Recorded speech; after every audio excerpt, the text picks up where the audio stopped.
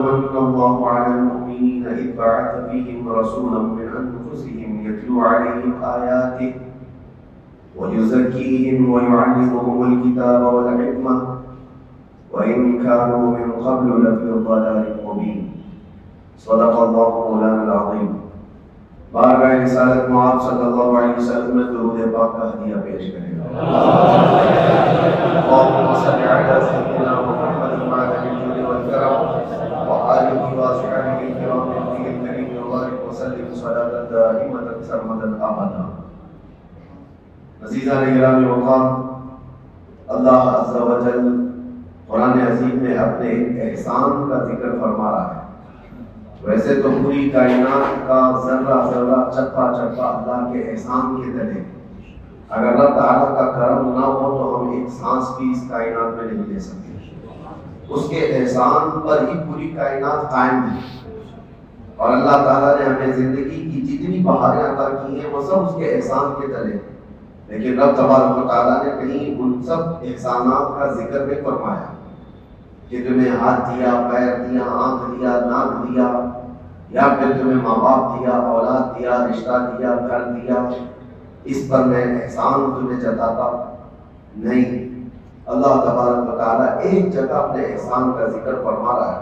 لقد من اللہ علی المؤمنین، مومنوں پر اللہ کا بڑا احسان ہے کہ ان کے بیچ میں اللہ نے اپنا ایک محبوب رسول پیدا کیا. اور یقیناً یہ احسان والا ہے، احسان والا ہے، احسان ہے کہ اللہ تعالیٰ نے ہم گنہگاروں کے بیچ اس رسول محترم صلی اللہ علیہ وسلم کو جو پیدا فرمایا. آپ کو اندازہ ہے کہ میرے عزیزوں اس کائنات کی پر تاریخ میں اگر جائے تو بہت سارے واقعات رونما ہوئے ہیں، بہت سارے معاملات ہوئے ہیں کہ یہ فرش ہی پر آدم علیہ السلام سے لے کر عیسیٰ علیہ السلام تک جتنے انبیاء آئے ان کی امتیں بھی ہوئیں، معاشرے بھی ہوئے، کمیونٹیز قائم رہیں. لیکن کئی مرتبہ عذابات بھی آئے، کئی مرتبہ ہولناک اور دردناک پکڑ بھی ہوئی ہے قوموں کی. وجہ کیا تھی کہ جب کوئی قوم گمراہ ہوتی تو اللہ کا عذاب آتا، نبیوں کو جھٹلاتی تو اللہ کا عذاب آتا. حضرت نوح علیہ السلام کی قوم پر اللہ تعالیٰ نے طوفان کا عذاب بھیجا. وجہ کیا تھی کہ وہ قوم اپنے نبی کو جھٹلانے لگ گئی تھی.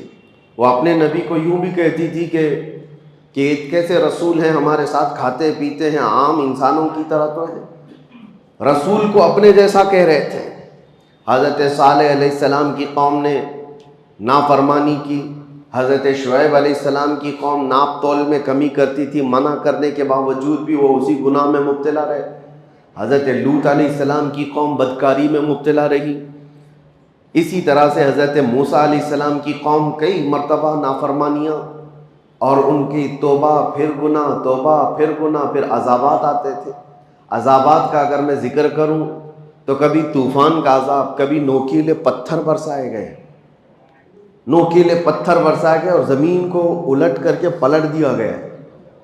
یہ قرآن پاک میں اللہ تعالیٰ نے فرمایا فَجَعَلْنَا عَالِيَهَا سَافِلَهَا وَأَمْطَرْنَا عَلَيْهِمْ حِجَارَةً مِّن سِجِّيلٍ. ہم نے ان پر نوکیلے پتھروں کی بارش کر دی اور ان کے اوپر والے حصے کو اٹھا کر کے نیچے کر دیا گیا. اور حضرت شعیب علیہ السلام کی قوم پر سخت تیز ایسی آندھیاں چلائی گئی اور چیخ ایک فرشتے کی آواز کے ذریعے سے ان کے کانوں سے بھیجے باہر آ گئے تھے. یہ بھی عذاب آیا. ایک قوم تھی جس پر اللہ تعالیٰ کا ایسا عذاب آیا کہ ان کے چہرے بندر کے بنا دیے گئے تھے. کونوا قردۃ خاسئین، اللہ نے فرمایا دھتکارے ہوئے بندر ہو جاؤ، سب بندر بن گئے تھے. یہ عذابات کنٹینیو آتے رہے ہیں. وجہ کیا تھی کہ وہ اپنے نبی کو جھٹلاتے یا اپنے نبی کی نافرمانی کرتے، کچھ ایسے گناہوں میں مبتلا رہتے جو رب ذوالجلال کے غضب کو دعوت دیتے. لیکن اے مسلمانوں، کیا اس کائنات میں جب ہم زندگی گزار رہے ہیں وہ گناہ نہیں ہے؟ کیا وہ گناہ ختم ہو گئے؟ کیا نوح علیہ السلام کی قوم جس طرح سے اپنے نبی کو جھٹلاتی تھی آج وہ قوم جھٹلانے والی نہیں ہے؟ اپنے نبی کو جھٹلانے والے دو پیر کے جانور آج بھی کئی جگہ آپ کو نظر آئیں گے. وہ شروع سے لے کر حضور پاک کی زندگی پر اعتراض کرنے والے کتنے ایسے بھونکنے والے کتے آپ کو نظر آئیں گے۔ انسانوں کی بات کر رہا ہوں، نبی کی گستاخی کرنے والے موجود ہیں، ناپ تول میں کمی کرنے والے موجود ہیں، بدکاری اور زنا اور فحاشی کرنے والے موجود ہیں، چوری ڈکیتی اور پتہ نہیں کیا کیا تمام تر فواحش میں مبتلا لوگ آج بھی ہیں یا نہیں ہیں۔ لیکن کیا کبھی اس امت میں کوئی بندر بن گیا، کوئی خنزیر بن گیا؟ کیا اس امت پر کبھی آسمانوں سے نوکیلے پتھروں کی بارش آ گئی؟ کیا کبھی زمین پھٹ کر کے سارے لوگ دھس گئے؟ یہ سارے عذابات اب نہیں آتے۔ وجہ کیا ہے؟ رب تبارک و تعالیٰ قرآن پاک میں فرماتا ہے وَمَا كَانَ اللَّهُ لِيُعَذِّبَهُمْ وَأَنْتَ فِيهِمْ، اس قوم پر اللہ اب ویسا عذاب نازل نہیں کرے گا اس لیے کہ ان کے بیچ میں میرا محبوب آرام فرما ہے۔ آپ اس میں جلوہ گر ہیں اے رسول۔ اب اس سے دو چیزیں ثابت ہوتی ہیں، یہ آیت سے دو چیزیں ثابت ہوتی ہیں۔ اللہ کیا فرما رہا ہے؟ ایسا عذاب، ویسا عذاب نہیں آئے گا جیسا پہلے آتا تھا، اس لیے کہ وَأَنْتَ فِيهِمْ، وَأَنْتَ فِيهِمْ، حضور کو مخاطب کر کے اللہ فرما رہا ہے آپ ان کے بیچ میں ہیں، آپ ان کے درمیان میں ہیں۔ اب اس سے دو چیزیں ثابت ہوئی، ایک تو عذاب کا نہ آنا۔ اگر لوگ یہ کہتے ہیں کہ چلو حضور کو ہی اللہ نے مخاطب کر کے کہا تھا، حضور کے زمانے کے لیے کہا تھا، جب حضور موجود تھے تو اللہ فرما رہا ہے آپ ان کے بیچ میں ہیں۔ اب حضور کی جب وفات ہو گئی، حضور چلے گئے اپنی قبر پاک میں، تو اس کے بعد ایک 1300 سال سے زیادہ کا عرصہ گزرا کہ نہیں گزرا؟ اتنا لمبا عرصہ گزر گیا ہے تو پھر ابھی بھی وہ قانون باقی کیوں ہے؟ وہ حضور کے لیے کہا گیا تھا آپ ان کے بیچ میں ہیں، تو حضور جب تک تھے تو عذاب نہیں آنا چاہیے تھا۔ حضور جب تک ہیں کسی کو بندر نہیں بنایا گیا، حضور جب تک ہیں کسی کو زمین میں نہیں دھسایا گیا۔ حضور صلی اللہ علیہ وسلم جب قبر پاک میں چلے گئے تو پھر ویسے ہی عذابات آنا چاہیے تھا، آسمان سے پتھر برسے، آگ برسے، پھر لوگوں کے چہرے بندروں کے ہو جائیں، لیکن عذابات نہیں آتے۔ وہ قانون آج تک چل رہا ہے اور قیامت تک چلے گا اللہ کا وہ قانون۔ وجہ یہ ہے کہ حضور پاک صلی اللہ علیہ وسلم کو جو اللہ نے فرمایا وہ انت فیہم، آپ ان کے بیچ میں ہیں، اس کا مطلب 63 سال ہی نہیں، قیامت تک آپ ان کے بیچ میں زندہ ہیں۔ یہی تو سنیوں کا عقیدہ ہے، تو زندہ ہے واللہ، تو زندہ ہے واللہ، میری چشم عالم سے چھپ جانے والے ہیں۔ وہ صرف پردہ فرمائے ہوئے ہیں، وہ آج بھی ہمارے بیچ میں موجود ہے، آج بھی بیچ میں ہمارے موجود ہیں۔ لوگوں کو جو کھجلی ہوتی ہے کہاں ہے؟ جب ہم سنی اس طرح کے عقیدے کی بات کرتے ہیں تو کہتے ہیں کہاں ہیں رسول، کہاں ہیں، ادھر ہیں کہ ادھر ہیں؟ مذاق میں اس طرح کی باتیں کرتے ہیں۔ کئی لوگوں کو دیکھا گیا مذاق کرتے ہیں، کیا دکھ رہا ہے تم کو، دکھ رہا ہے ہم کو، دکھ رہا ہے؟ نادان، تجھے کیا دکھے گا؟ حضور پاک صلی اللہ علیہ وسلم جب ہجرت فرما رہے تھے، یاد ہے تاریخ، مکہ سے مدینے کی طرف جا رہے تھے، رات کا وقت تھا، پورے کفار گھر کو گھیرا کیے ہوئے کھڑے تھے اور حضور ان کے بیچ میں سے نکل کر جا رہے تھے۔ واقعہ معلوم ہے، حضور ان کے بیچ میں سے جا رہے تھے، کنکریاں اٹھا کر اس طرح ماری تھی، یہ نہیں کہ کسی کے منہ پہ مارا، وہ ہوا میں اچھالی تھی، لیکن سب کے سب اندھے تھے، کوئی نہیں دیکھ پا رہا تھا۔ لیکن حضور صلی اللہ تعالیٰ علیہ وسلم کے ساتھ حضرت علی تھے، حضرت علی بھی دیکھ رہے تھے۔ حضور حضرت ابو بکر کے گھر گئے، ابو بکر بھی دیکھ رہے تھے۔ پتہ یہ چلا کفار و مشرکین کو یہ ذات نور نظر نہیں آتی ہے، اور جو اہل ایمان ہیں وہ دل کی قلب کی نگاہوں سے دیکھے تو سب نظر آتا ہے۔ آج جو یہ کہتے ہیں سنیوں، تم کہتے ہو کہاں ہیں حضور، آتے ہیں حضور جاتے ہیں، ہمیں تو نہیں نظر آتے۔ کہاں سے نظر آئے؟ دل کے کفر کو دور تو کرو، دل کے بغض کو دور تو کرو۔ ہم تو یہ کہتے ہیں وہ آئیں گے، آتے ہوں گے، ابھی آئیں گے، یہی سوچ کے ہم نے محفل کو سجا رکھا ہے۔ سنا ہے آپ ہر عاشق کے گھر تشریف لاتے ہیں، میرے گھر میں بھی ہو جائے چراغاں یا رسول اللہ۔ یہ طلب ہماری کس لیے ہے؟ ہماری طلب صرف حضور پاک کے دربار میں اسی لیے ہے کہ ہم ان کو زندہ جاوید اپنے درمیان موجود رسول تسلیم کرتے ہیں۔ اگرچہ اللہ تعالیٰ کے وعدے کے مطابق جو موت آنی ہے وہ سب کو آنی ہے، وہ حضور کو بھی آئی، انبیاء کو بھی آئی۔ اجل آنی ہے، فقط اتنی کہ آنی ہے۔ انبیاء کو بھی اجل آنی ہے۔ اعلیٰ حضرت فرماتے ہیں انبیاء کو بھی اجل آنی ہے۔ اجل کس کو کہتے ہیں؟ موت کو۔ انبیاء کو بھی اجل آنی ہے مگر اتنی کہ فقط آنی ہے۔ آنی کا مطلب کیا ہوتا ہے؟ آن ایک سیکنڈ کو کہا جاتا ہے، ایک سیکنڈ کو آن کہا جاتا ہے۔ اور اعلیٰ حضرت فرما رہے ہیں انبیاء کو بھی اجل آنی ہے مگر اتنی کہ فقط آنی ہے، ایک سیکنڈ کے لیے آنی ہے، اس کے بعد ان کی زندگی ہے۔ آج ہمارے درمیان حضور پاک صلی اللہ تعالی علیہ وسلم کی بعثت اور ان کی ولادت پاک کا 1500 سالانہ جشن منایا جا رہا ہے۔ یہاں بہت ساری باتیں آتی ہیں۔ کچھ لوگ کہتے ہیں کہ دیکھو روایات تو بتاتی ہیں کہ حضور 8 ربیع الاول کو پیدا ہوئے تھے، کچھ کہتے ہیں کہ 12 کو، کچھ کہتے ہیں 17 کو، اختلاف ہے روایات میں۔ اعلیٰ حضرت نے بھی لکھا ہے، تو ہم سے بھی کہتے ہیں کہ آپ کمنٹس میں، میسیجز میں کہ آپ 12 کو ہی پکڑ کے کیوں چلتے ہیں؟ ہم ان کو جواب دیتے ہیں میاں کوئی بات نہیں، آپ 8 کو تو منا لو، ہمیں 12 کو رہنے دو، اور ایک جماعت کو کہہ دو 17 کو منا لو، کسی جماعت کو کہہ دو 13 کو منا لو، تاکہ ساری روایتوں پہ ہو جائے۔ اور اگر آپ نہیں کہتے تو ہمیں اختیار دے دو، ہم 8 سے نہیں 1 سے شروع کر کے پورے ربیع الاول منائیں گے۔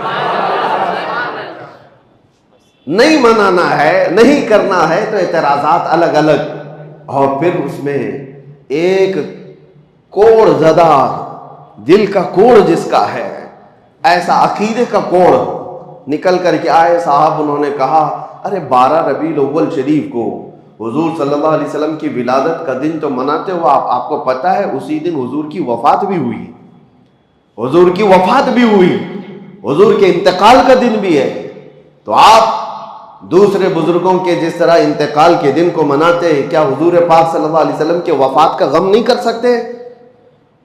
12 ربیع الاول کو آپ خوشیاں مناتے تو ہیں، سب سڑکوں پہ نکل آتے ہیں اور لبیک یا رسول اللہ کہتے ہیں، مرحبا مرحبا کہتے ہیں، لیکن آپ کو حضور کے دنیا سے جانے کا غم نہیں ہے کہ حضور اسی دن دنیا سے تشریف لے گئے تھے، حضور پاک صلی اللہ علیہ وسلم کی وفات ہوئی تھی۔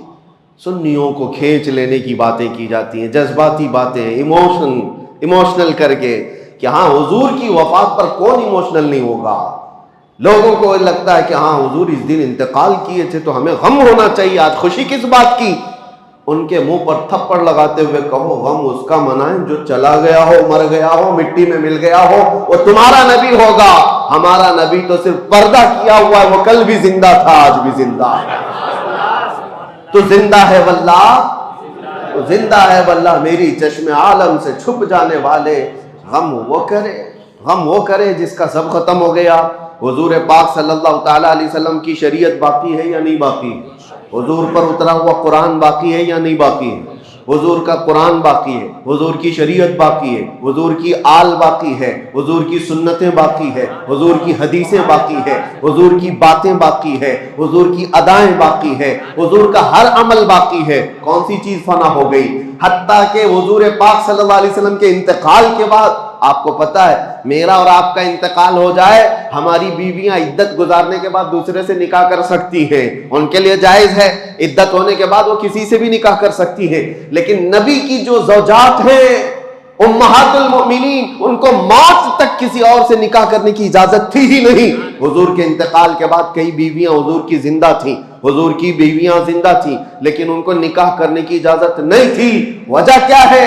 ایک عورت اپنے شوہر کے ہوتے ہوئے دوسرے کے ساتھ نکاح کر ہی نہیں سکتی۔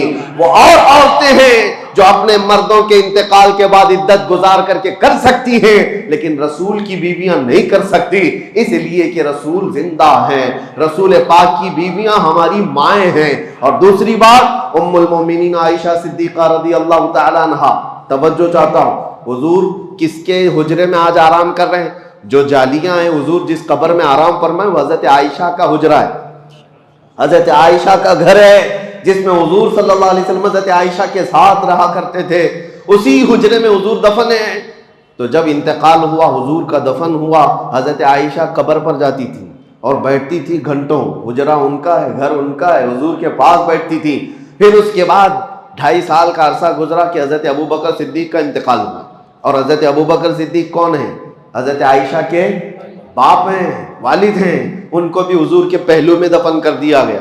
پھر بھی حضرت عائشہ کے پاس چابی تھی، حجرہ کھولتی تھی، بیٹھتی تھی، ایک طرف شوہر ہے اور ایک طرف باپ ہیں، دونوں کی قبروں پر بیٹھتی تھیں، زیارت کرتی یا وہ کافی وقت اس حجرے میں گزارتی۔ پھر عرصہ گزرا کہ حضرت عمر ابن خطاب کا انتقال ہوا۔ انتقال سے پہلے حضرت عمر نے وصیت کی تھی، انتقال سے پہلے حضرت عمر نے وصیت کی تھی کہ ام المومنین عائشہ صدیقہ سے اجازت لے لینا، اگر وہ اجازت دے تو مجھے حجرے میں دفن کرنا، نہیں تو عام قبرستان میں مجھے دفن کر دو، جنت البقیع میں۔ لوگوں نے آ کر کے حضرت عائشہ سے پوچھا، عمر کی خواہش ہے اندر دفن ہونے کی، آپ کیا کہتی ہیں؟ حضرت عائشہ کہتی ہوں میں نے اپنے لیے رکھی تھی لیکن عمر کو میں ترجیح دیتی ہوں، عمر ابن خطاب کے لیے وہ جگہ دے دیتی ہوں۔ چابی دے دیا۔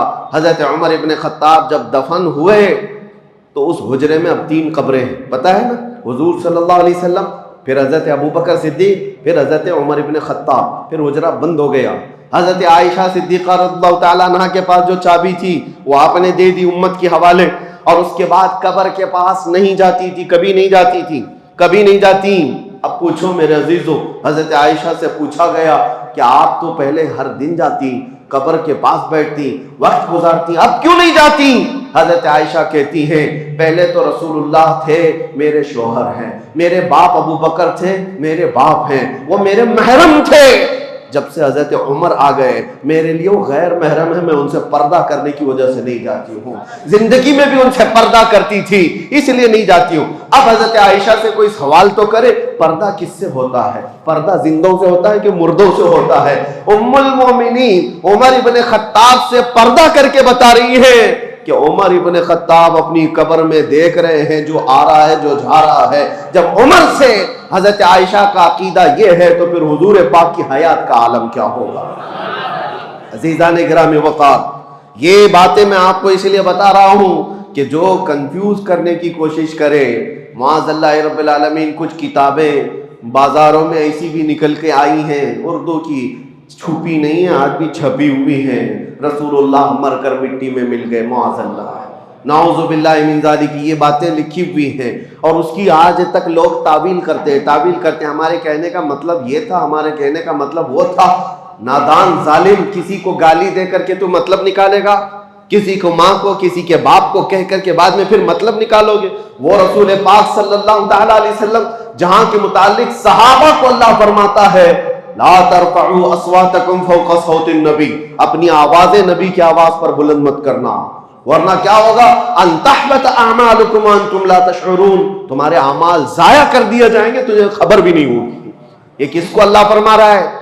ایرے غیرے کو نہیں، صحابہ کو اللہ فرما رہا ہے۔ صحابہ جو امت کے سب سے اعلیٰ انسان تھے ان کو اللہ فرما رہا ہے نبی کے دربار میں بیٹھو تو آوازیں اونچی نہ کرو ان کے لیے، اور تم کتابوں میں کچھ بھی لکھ مارو اور پھر کہو کہ ہمارا مقصد یہ نہیں تھا، ہمارا مطلب یہ نہیں تھا۔ وہ صحابہ کرام حضور صلی اللہ تعالی علیہ وسلم کی بارگاہ میں کیا کہتے تھے پتہ ہے؟ راعینا یا رسول اللہ، جب انہیں کوئی بات سمجھ میں نہیں آتی تو کہتے تھے راعینا یا رسول اللہ، ہماری رعایت کیجئے اللہ کے رسول۔ یہودیوں کی زبان میں یہ لفظ دوسرا معنی رکھتا تھا۔ یہودی راعینا کا مطلب یہ سمجھتے تھے ہمارا چرواہا، اور وہ مذاق اڑاتے تھے کہ دیکھو یہ صحابہ رسول کو کہتے ہیں ہمارا چرواہا، معاذ اللہ، یہ مذاق ہو رہا تھا۔ رب تبارک و تعالیٰ نے آیت نازل فرمائی یا ایھا الذین آمنوا لا تقولوا راعینا، اے ایمان والو رسول کے پاس جب بیٹھو تو راعینا مت کہنا۔ پھر اللہ خود ادب بھی سکھاتا ہے، کیا کہنا چاہیے؟ وقولوا انظرنا، کہو نظر کرم فرمائیے، اے رسول نظر کرم فرمائیے۔ اور پھر کہنے کی ضرورت کیا آتی ہے؟ واسمعوا، غور سے تو سنو۔ حضور کی باتیں عام لوگوں کی طرح نہیں ہے، جو کلمہ کہا جائے وہ سنو۔ اب پھر جانتے ہو صحابہ کرام ایسا سنتے تھے حضور کی باتوں کو، اور نقل ایسا کیا ہے حدیثوں میں، ایک حرف بھی اگر ادھر سے ادھر ہوا تو صحابہ کہتے ہیں یہ حدیث ہے ہی نہیں، یہ حدیث ہی نہیں ہے۔ اگر حرف بدل گیا، لفظ بدل گیا تو صحابہ کہتے ہیں یہ حدیث نہیں ہے، لفظ بدلا ہو۔ جو رسول اللہ کی زبان سے نکلا ہوا حرف ہے، صحابہ اس کو سنتے تھے اور اسی طرح محفوظ کرتے تھے۔ عزیزان گرامی اوقات، اس دربار عالی جاہ کا ادب اللہ سکھا رہا ہے، اور یہاں لوگ بڑے بھائی کی طرح، کبھی مر کر مٹی میں ملنے کی طرح، نعوذ باللہ، ان کے علم کو کسی اور سے، جانوروں سے تشبیہ دیں۔ ہمیں بولنے میں بھی دقت ہوتی، ایکسپلین کرنے میں بھی جو ظالموں نے کہا ہے وہ دقت آتی ہے، پریشانی ہوتی ہے کہ کیسے نبی پاک صلی اللہ تعالیٰ علیہ وسلم کی بارگاہ میں یہ کہہ کر پھر اس کی تعویل کی جا رہی ہوں۔ اللہ ایسے برے عقیدوں سے ہماری حفاظت فرمائے۔ اسی لیے اعلیٰ حضرت امام اہل سنت فاضل بریلوی رضی اللہ تعالیٰ عنہ سے پوچھو رسول پاک صلی اللہ تعالیٰ علیہ وسلم کا مقام و مرتبہ، انہوں نے کہیں ایک شبہ والا لفظ بھی ایسا ویسا ہو سکتا ہے نہیں سکتا ہے نہیں، بلکہ جب بھی بارگاہ مصطفیٰ میں کہا ہے وہ الفاظ استعمال کیے کہ آج بھی عقلیں دنگ ہیں اور حیران ہیں، اور کہا بارگاہ مصطفیٰ میں تیرے تو وصف عیب تناہی سے ہے بری، یا رسول اللہ تیرے تو وصف عیب تناہی سے ہیں بری، حیران ہوں میرے شاہ میں کیا کیا کہوں تجھے، لیکن رضا نے ختم سخن اس پہ کر دیا، خالق کا بندہ خلق کا آقا کہوں تجھے۔ یہ ہے عاشق رسول کی زبان۔ اور ہو سکتا ہے آپ کہیں میرا باپ اچھا، میری ماں اچھی، میرا استاد اچھا، میرا پیر اچھا، کہتے تو ہوں گے نا، آپ تو یہ کہتے ہوں گے فلاں پیر بہت اچھا، فلاں ولی بہت اچھا، فلاں استاد بہت اچھا۔ اعلیٰ حضرت نے فیصلہ کر کے بتایا سارے اچھوں میں اچھا سمجھیے جسے، سارے اچھوں میں اچھا سمجھیے جسے، ہے اس اچھے سے بھی اچھا ہمارا نبی۔ تم جس کو دنیا میں سب سے اچھا سمجھتے ہو سمجھ کر کے چلو، اور اس کے بعد اعلیٰ حضرت فرماتے ہیں اس اچھے سے بھی اچھا ہمارا نبی۔ اور پھر اگر تم یہ کہتے ہو کہ فلاں آدمی بہت اونچائی پر پہنچا ہے، بہت بلندی پہ پہنچا ہے، اس کا منصب بہت اونچا ہے، اس کا مقام بہت اونچا ہے، اعلیٰ حضرت کہتے ہیں سارے اونچوں میں اونچا سمجھیے جسے، جس کو بھی تم سمجھتے ہو سب سے اونچا ہے یہ آدمی، اعلیٰ حضرت کہتے ہیں ہے اس اونچے سے اونچا ہمارا نبی، ہے اس اونچے سے اونچا ہمارا نبی۔ کیا خبر کتنے تارے کھلے چھپ گئے پر نہ ڈوبے نہ ڈوبا ہمارا نبی، قرنوں بدلی رسولوں کی ہوتی رہی، چاند بدلی کا نکلا ہمارا نبی، بجھ گئی جس کے آگے سبھی مشعلیں، شمع وہ لے کر آیا ہمارا نبی، سب چمک والے اجلوں میں چمکا کیے، اندھے شیشوں میں چمکا ہمارا نبی، جن کے تلووں کا دھون ہے آب حیات، ہے وہ جان مسیحا ہمارا نبی، ہے وہ جان مسیحا ہمارا نبی۔ اب دیکھو مقام اور مرتبہ کیسے ہوتا ہے، خلق سے اولیاء، اولیاء سے رسل۔ افضل کون ہے؟ خلق کا مطلب مخلوق، یہ ساری مخلوق سے افضل کون ہے؟ اولیاء کرام، اولیاء کرام افضل ہے۔ اولیاء کرام سے افضل کون ہے؟ انبیاء کرام، رسولان اعظام۔ اعلیٰ حضرت کہتے ہیں خلق سے اولیاء، اولیاء سے رسول، اور رسولوں سے اعلیٰ ہمارا نبی، اور رسولوں سے اعلیٰ ہمارا نبی۔ کون دیتا ہے دینے کو منہ چاہیے، دینے والا ہے سچا ہمارا نبی، غمزدوں کو مژدہ دیجئے کہ ہے رضا، ہم بے کسوں کا سہارا ہمارا نبی۔ عزیزان گرامی وقار، جتنی تعریف کی جائے وہ کم ہے، بارگاہ مصطفیٰ میں تعریف کرنے والوں کے قلم سوکھ گئے، زبانیں خشک ہو گئیں اور آنکھ بھر گئے، لیکن کما حق کہو ان کی تعریف نہ کی جا سکی۔ اور اسی لیے حافظ شیرازی رحمت اللہ تعالیٰ علیہ بڑے عاشق رسول ہیں، وہ کہتے ہیں یا صاحب الجمال و یا سید البشر من وجہک المنیر لقد نور القمر۔ میں آپ کو بتاؤں اس کا مطلب کیا ہے، یا صاحب الجمال یعنی اے خوبصورتی کے بادشاہ، و یا سید البشر اور انسانوں کے آقا، اے خوبصورتی کے بادشاہ اور انسانوں کے، ساری انسانیت کے آقا، من وجہک المنیر لقد نور القمر، آپ کے چمکدار چہرے سے ہی چاند کو روشنی مل رہی ہے، چاند کو جو چمک مل رہی ہے وہ آپ کے حسین چہرے سے، من وجہک المنیر لقد نور القمر۔ تعریف کرتے کرتے تھک گئے تو آخر میں کہتے ہیں لا یمکن الثناء کما کان حقہ، آپ کی جیسے حق ہے، آپ کا جیسا حق ہے ویسے کوئی تعریف کر ہی نہیں سکتا۔ آخر میں اتنا ہی ہم کہہ سکتے ہیں بعد از خدا بزرگ تو ہی قصہ مختصر، اللہ کے بعد اگر کوئی مقام ہے تو حبیب کائنات وہ آپ کا ہے، اللہ کے بعد اس کائنات میں کوئی مقام ہے تو اے رسول مختار وہ آپ کا ہے۔ جبرائیل امین نے کہا تھا آفاق ہا دیدہ ام بسیار خوبا دیدہ ام، یعنی میں نے پوری کائنات کے چکر لگا لیے اور بہت اچھے اچھوں کو بھی دیکھ لیا۔ کہتے ہیں جبرائیل امین آفاق ہا دیدہ ام بسیار خوبا دیدہ ام، لیکن تو چیزیں دیگری یا رسول اللہ، لیکن اے اللہ کے رسول آپ تو چیز ہی الگ ہیں۔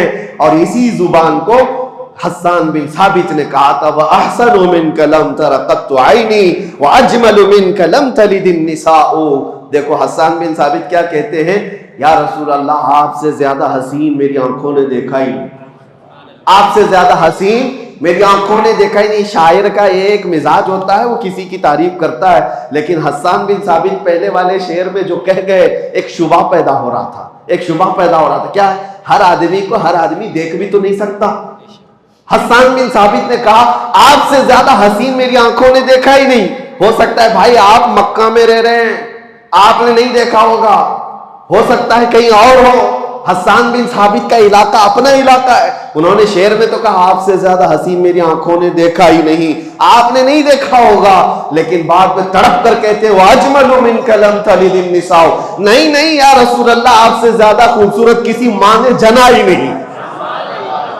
دیکھا نہیں میں تو شبہ ہے، آپ نے نہیں دیکھا ہوگا، آپ نے نہیں دیکھا ہوگا، لیکن حسان بن ثابت کہتے نہیں کسی ماں نے جنا ہی نہیں، کسی ماں نے پیدا ہی نہیں کیا۔ یہی بات حضرت جابر بن سمرہ کہتے ہیں، بات ختم کرتا ہوں ورنہ میرے عزیز و حضور پاک کا تذکرہ آتا ہے تو دن کیا اور رات کیا، وقت کیا ہے اور طبیعت کیا ہے، ساری چیزیں بحال ہونے لگتی ہے، ماحول میں خوشبوئیں آنے لگتی ہے۔ حضرت جابر بن سمرہ کہتے ہیں ایک دن 14ویں رات تھی، 14ویں رات پتہ ہے چاند اپنے شباب کے ساتھ باہر آتا ہے، اور اسی وقت حضرت جابر کہتے ہیں میں مسجد نبوی کے پاس آیا، رسول پاک صلی اللہ علیہ وسلم سرخ دھاری دار جبہ پہنے ہوئے اپنے حجرے سے باہر نکل رہے تھے۔ وہ کہتے ہیں کبھی میں رسول اللہ کو دیکھتا تھا اور کبھی 14ویں کے چاند کو دیکھتا تھا، کبھی ادھر دیکھتا تھا کبھی ادھر دیکھتا تھا، بار بار میں دیکھ رہا تھا، اور پھر کہتے ہیں میں یہ سوچنے لگا یہ زیادہ حسین ہے کہ یہ چہرہ زیادہ حسین ہے۔ اخیر میں وہ تھک کر کے ادھر ادھر دیکھنے کے بعد چاند کو دیکھنا چھوڑ دیا، پھر رسول اللہ کی طرف دیکھتے رہ گئے، جس کو شاعر یوں کہتا ہے چاند سے تشبیہ دینا یہ بھی کیا انصاف ہے، چاند میں تو داغ ہے حضور کا چہرہ صاف ہے۔ یہ ان کا صحابہ اکرام رضوان اللہ تعالی علیہ مجمعین کا مسلک تھا، چاند میں تو داغ ہے حضور کا چہرہ صاف ہے۔ اللہ کریم وہ حسین چہرے جمال جہاں آرا کی ہماری زندگی میں زیارت نصیب فرمائے۔ مولا کریم مرنے سے پہلے اس آمنہ کے لال کے قدموں میں ایک بار ہماری کھلی آنکھوں سے زیارت نصیب فرما، آخری سانس تک اس رسول محترم صلی اللہ علیہ وسلم کے ناموس کی حفاظت کی ہمیں توفیق عطا فرما۔ کائنات پر جتنے بھی سنی عاشق رسول بستے ہیں اے رب العالمین، اس 1500 سالہ جشن عید میلاد النبی کی برکات سب کو عطا فرما دے، عقیدوں کی، اعمال کی، جان و مال کی، عزت و آبرو کی حفاظت عطا فرما۔ اے کریم خدا اس میلاد مصطفیٰ کے آنے سے پہلے پہلے ہم سب کو بخشے ہوئے میں شمار فرما دے، ہم سب کو جہنم سے آزاد ہونے والوں میں شامل فرما دے، اور بارگاہ مصطفیٰ میں پہنچ کر حضور کی جالیوں کے سامنے کھڑے ہو کر میرے آقا کے بارگاہ میں سلام پیش کرنے کی مہلت نصیب فرما۔ وصلی اللہ تعالی علی خیر خلقہ محمد وآلہ وصحبہ اجمعین، وآخر دعوانا الحمد للہ رب العالمین۔ السلام علیکم۔